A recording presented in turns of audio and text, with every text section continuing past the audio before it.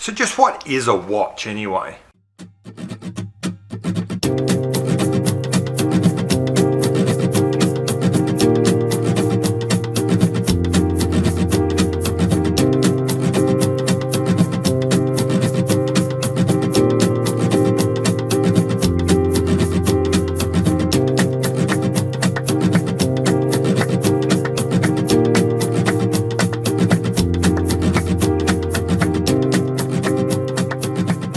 Hi, welcome back to Not So Obvious Watches. I'm Pete McConville. That question, just what is a watch, probably seems a little silly, but it's the exact question I found myself asking myself recently, mainly in the context of if I'm going to review a watch, if I'm going to critique it and figure out what's important and how to describe it, then I should know what it is I'm talking about. And I think the reason why I was unhappy with the reviews I was doing is because I had never done that. I had never gone back and asked myself, what exactly is it that I'm talking about?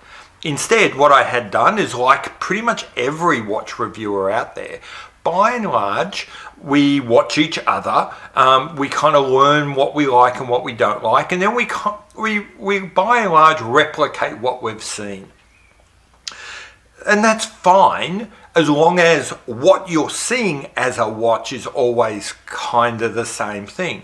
Now, the vast majority of watch reviewers, in fact, the vast majority of watch collectors, see their watches as a consumer item, as something designed for them to purchase. And that's, in some ways, possibly the most objective and most realistic view of a watch.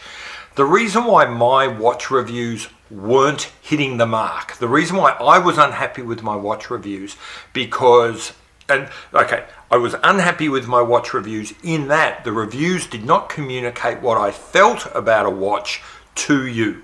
The reason why that was is because I was reviewing a watch as if it was a consumer item, as if it was something that was designed to be sold to you and therefore had to meet your requirements, the consumer's requirements, when that is in fact not how I see a watch. I see a watch in a very different way.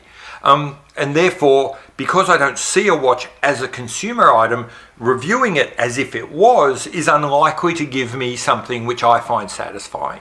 So that comes back to, if I don't see it as a consumable item, what do I see a watch as?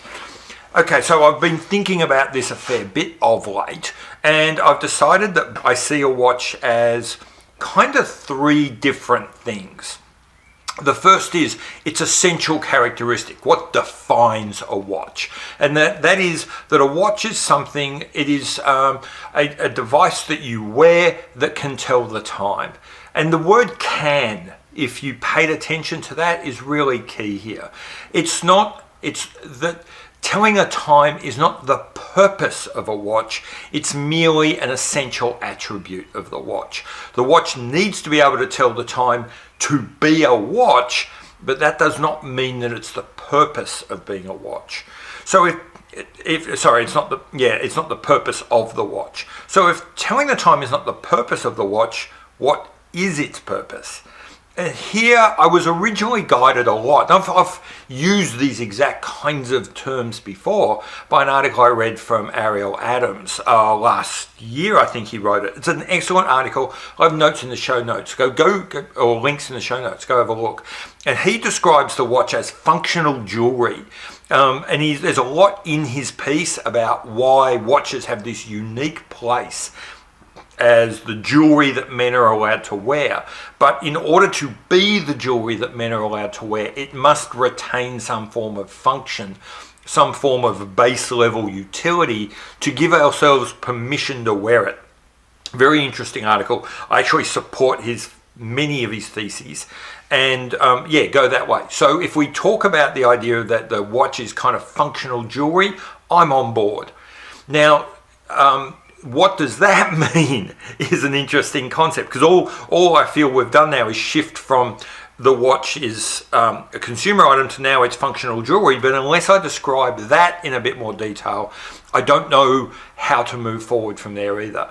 Now, here is Ariel builds on his idea of functional jewelry down that path of it's about a way of expressing yourself. That jewelry is about a way of expressing who you are, of what you've achieved, of what you think you are, of what you were, of what you will one day be. And I completely agree with that. And that has been a core part of all of my videos really for the last year and a bit.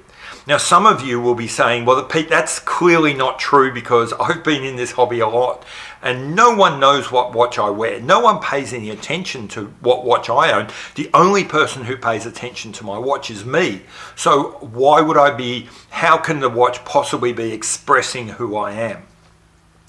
Good point, well argued. This is what I would say, because there is always someone who knows what you're wearing. There's always someone who's paying keen attention to what you're wearing and is carefully drawing the messages from that. And that someone is you. My thesis, if you like, is that a watch is very definitely a form of self-expression. But 99 times out of 100, the audience of that expression is the wearer themselves. That the watch acts as a little mirror. Every time you look at it, it tells you something about yourself. It tells you about your history. It tells you about your future. It tells you about your values, who you want to be, who you want to be seen as, all of that sort of stuff. However, I think it's also more than that. I think there's more than just status and hierarchy and where I fit and values. I think we can also appreciate a watch in a very different way. And that is simply as an object of art, or as an art object, however you prefer to put it.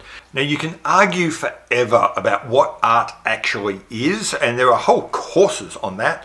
I'm going to cheat because I'm a YouTuber and that's what I do, and I'm going to steal a quick and dirty one-line definition that I stole from Wikipedia. But you know what? I think it works. And what that says is art is an object expressing the author's imaginative conceptual ideas or technical skill, intended to be appreciated for their beauty or emotional power. Now, I think that's good enough for government work, and I'm perfectly happy to use that. Take that expression, take that definition, remove the word art, and insert the word watch, and see where we get to. A watch is an object expressing the watchmaker's imaginative and conceptual ideas or technical skill, intended to be appreciated for its beauty or emotional power.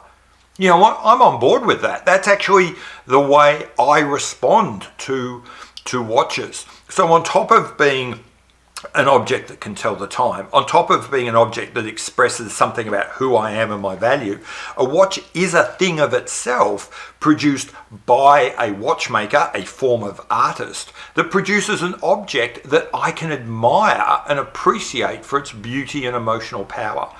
And that's where I was missing. That's different to a consumer item. I'm not building something. A consumer item is built solely for you. You tell me what you want, I'll make it as pretty as I can and give it to you. An artwork is different, because an artwork is now me thinking this is what it should be and hoping that there's an audience.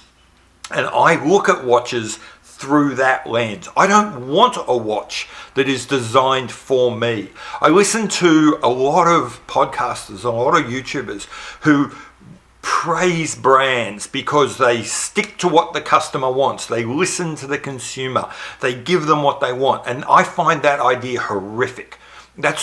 I'm not a watch designer. I don't know what's any good. I want an artist to think beyond my limitations and give me something I would never have even considered. That's a true watchmaker. And that's what I value or don't value in watches. Perhaps that's why my taste is quite different to many other people's.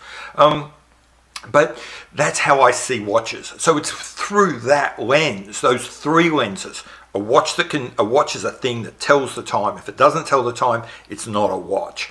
It says something about who someone is and what they want to be and where they want to go. And it's also a straight out object of art designed to be appreciated for its design, its beauty, and its emotional power. That's how I see a watch. That's what a watch is to me. And that's how my critique of watches is going to be developed as I move forward. That's really about it. That's what I thought I would let you know. That's what I think a watch is. What do you think a watch is? Is it purely a consumer item built to make you happy by someone who is carefully, running focus groups to find out what it is that you want? Or do you think it should be something that's created independently of you, and that it's a perfect watch is one where someone is expressing something that you also happen to enjoy? Is it somewhere in the middle? Are you somewhere completely different? I'd really love to know in the comments. I've been Pete McConville. This has been Not So Obvious Watches, and I will see you later. Bye.